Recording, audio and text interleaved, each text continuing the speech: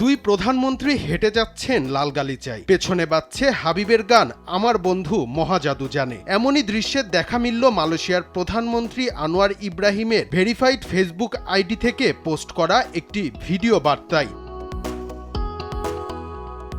প্রধানমন্ত্রী হিসেবে দায়িত্ব নেওয়ার পর তারেক রহমানের প্রথম রাষ্ট্রীয় সফর ছিল মালয়েশিয়া। এটি প্রমাণ করে বাংলাদেশ এবং মালয়েশিয়ার সম্পর্ক কতটা ঘনিষ্ঠ। শুধু তাই নয়, মালয়েশিয়ার প্রধানমন্ত্রী আনোয়ার ইব্রাহিমের আন্তরিক আতিথেয়তায় দেখা যায় আন্তর্জাতিক অঙ্গনেও তারেক রহমানের নেতৃত্ব গুরুত্ব পাচ্ছে। তবে সবকিছুর চেয়ে আলোচনায় এসেছে দুই নেতার ব্যক্তিগত সম্পর্ক। এর প্রমাণ মিলেছে মালয়েশিয়ার প্রধানমন্ত্রী আনোয়ার ইব্রাহিমের একটি ভিডিও পোস্টে, যেখানে তিনি তারেক রহমানকে নিয়ে বিশেষ বার্তা দিয়েছেন।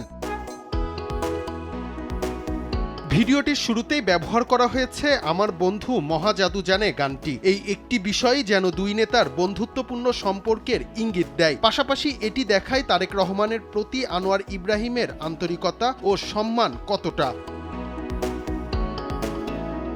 মালয়েশিয়ার প্রধানমন্ত্রীর ভেরিফাইড ফেসবুকে দেওয়া পোস্টে আনোয়ার ইব্রাহিম জানান, দুই দেশের বৈঠকে বাণিজ্য, বিনিয়োগ, ডিজিটাল অর্থনীতি, শিক্ষা, মানব সম্পদ উন্নয়ন এবং শ্রমশক্তি ব্যবস্থাপনা সহ বিভিন্ন বিষয়ে আলোচনা হয়েছে। এসব খাতে সহযোগিতা আরও বাড়ানোর বিষয়ে দুই দেশ একমত হয়েছে।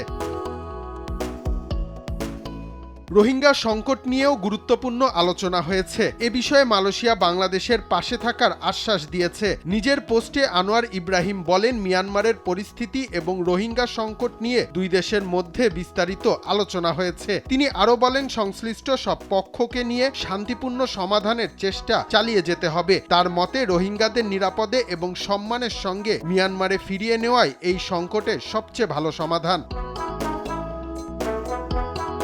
এদিকে প্রধানমন্ত্রী তারেক রহমান মালয়েশিয়ার শ্রমবাজার দ্রুত বাংলাদেশি কর্মীদের জন্য উন্মুক্ত করার অনুরোধ জানিয়েছেন। ২২ জুন পুত্রজায়ায় মালয়েশিয়ার প্রধানমন্ত্রীর কার্যালয়ে অনুষ্ঠিত যৌথ সংবাদ সম্মেলনে তিনি এই আহ্বান জানান। বাংলাদেশের সঙ্গে মালয়েশিয়ার সম্পর্ক নতুন নয়। ১৯৭৯ সালে প্রেসিডেন্ট জিয়াউর রহমান, ১৯৯৩ সালে প্রধানমন্ত্রী বেগম খালেদা জিয়া এবং এবার প্রধানমন্ত্রী হিসেবে তারেক রহমান মালয়েশিয়া সফর করেছেন। প্রতিবারই বাংলাদেশের এই তিন রাষ্ট্রপ্রধান উষ্ণ অভ্যর্থনা পেয়েছেন।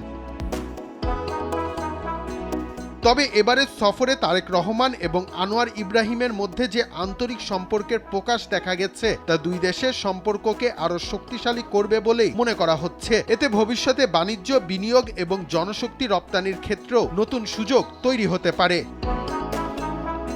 রিশাম সাহাব, দেশ টিভি।